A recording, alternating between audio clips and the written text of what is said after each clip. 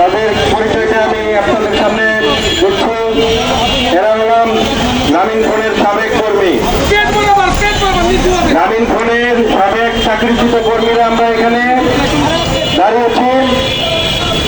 আমাদের চাকরি গ্রামীণ ফোন বিভিন্নভাবে ইতিপূর্বে বিগত 15 বছরে ফ্যাসিস্ট সরকার সহ বিভিন্ন সংস্থাকে কাজে লাগিয়ে ইতিপূর্বে আমাদেরকে চাকরিচ্যুত করেছে।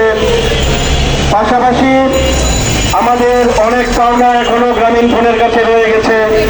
প্রিয় সাংবাদিক ভাইদেরকে আমরা অনুরোধ জানাবো, আপনারা আমাদের দাবিগুলো সঠিকভাবে মিডিয়া এবং সরকারের কাছে পৌঁছে দেবেন।